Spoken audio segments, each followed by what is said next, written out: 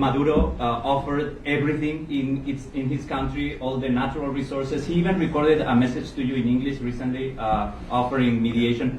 What should we do in order to stop that? He has offered everything. He's offered everything. You're right. You know why? Because he doesn't want to f around with the United States. Thank you, everybody. Thank you. Donald Trump not mincing words with this one. Let's find out what this exactly means. Ladies and gents, welcome back. If you're new here, my name is Clyde. Welcome to the channel. The subscribe button is just down there. Help yourself to that. Let's get into today's news story. Now, I wanted to get the government's information on this, but unfortunately, their website is down. That's right. Thank you, Democrats, for shutting down the entire government. Can't get any information other than from Trump. I bet you they're kicking themselves in the pants for that one. But here's the New York Times talking about what's happening in Venezuela. As you heard at the beginning of the video, Nicolas Maduro offering up basically everything, saying, take it all, I just want to maintain my power. Venezuelan officials, hoping to end their country's clash with the United States, offered the Trump administration a dominant stake in Venezuela's oil and other mineral wealth in discussions that lasted for months, according to multiple people close to the talks. Now, unfortunately, that's not good enough.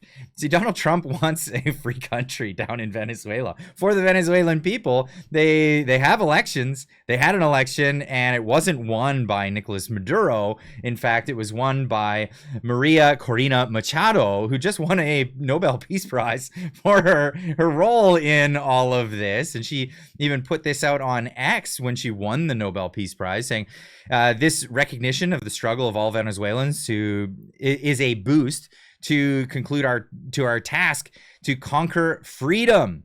We're on the threshold of a victory today, and more than ever, we count on President Trump, the people of the United States, and the people of Latin America, and the democratic nations of the world as our principal allies to achieve freedom and democracy. I dedicate this prize to the suffering people of Venezuela and to President Trump for his decisive support for our cause. That's right. He doesn't want some despot dictator to give him all the resources in Venezuela. No, in fact, he wants a nice Venezuela with that would be vibrant, a vibrant economy with not just natural resources to exploit, but a free people that could go there and have commerce. That's the whole point. It would be a much more amazing country, and it would be a much more amazing neighborhood of countries if Venezuela was doing well. Not only that, Trump has a vested interest in making sure that the criminals from gangs like Tren de Agua go back to Venezuela and get put in prison where they belong.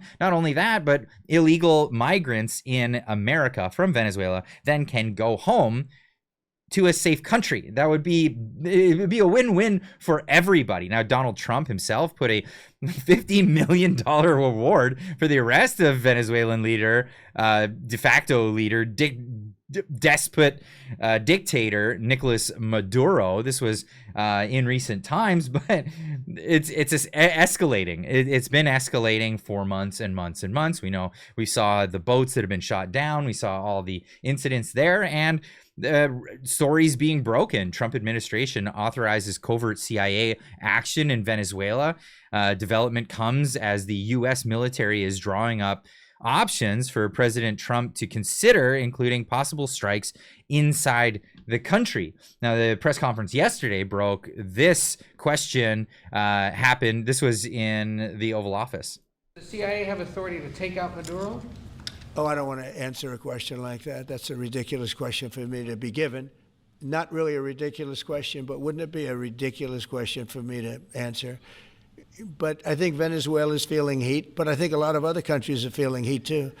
We're not going to let this country, our country, be ruined because other people want to drop, as you say, their worst. They have given us their worst.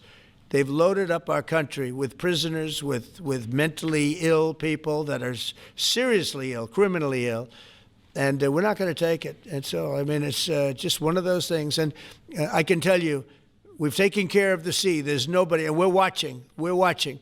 And if we see it, we'll save it. Yeah, please. On the ships, though, sir, there are Republicans and Democrats up on the Hill concerned that in the briefings they've gotten about those attacks, they're not necessarily getting information about who was on them and what exactly was on those ships. Can you ensure that at but least they are lawmakers given will be told that? information that they were loaded up with drugs, and that's the thing that matters. When they're loaded up with drugs, they're fair game. And every one of those ships they're not ships, they're boats, they're speedboats. They're extremely fast, record-setting type speedboats. They cost a lot of money, and they have a lot of money because they're drug sellers. But they know one thing, and they all have the same thing in common. There's drug dust. They call it drug dust. They call it fentanyl dust all over the boat after those bombs go off. And you can take along. Attack them though that they're a We know before. We know when they go out. We know we have much information about each boat that goes out. Deep, strong information. Yeah. And good on the news media for calling to account that, martial activities are taking place on the waters just outside the United States. Yeah, people want to know what's going on, but at the same time, it's kind of obvious. It really is what's going on. Now, Nicolas Maduro has been nervous for a lot of good reasons. He's nervous about what's going on. He even, in a conference, decided to try to speak in English to plead with Donald Trump. No, not war. Just peace, not war. Se diría así. ¿Quién habla inglés aquí? Tú, Daniela. ¿Está bien así? No war, just peace, and the people in the United States, please. Please, please, please. Vamos que se dice, oigan. Listen to me.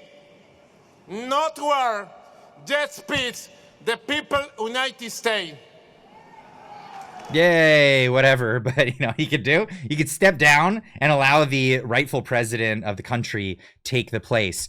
It really is a case of FAFO, for lack of a better term. And this is exactly why this went out during the press conference just today. Again, this is the scene in the Oval Office when Donald Trump was asked about this and the concessions made by Nicolas Maduro. Maduro offered everything in his country, all the natural resources. He even recorded a message to you in English recently, offering mediation. What should we do in order to stop that? He has offered everything. He's offered everything. You're right. You know why? Because he doesn't want to fuck around with the United States. Thank you, everybody. Thank you. Thank you, everybody. That's the message of the day. F around and find out. That's exactly what will happen if you screw around with the United States of America. And the idea of democracy, the whole idea that people should be representative in their governments. Now, the whole world is looking at this situation. Again, peace prizes have been given out. Militaries have assembled. We're only about to find out what's going to happen with Venezuela and how the future is going to look for them. Leave a comment in the comment section down below. Let me know what you think, and we'll see you in the next one. Keep on trucking.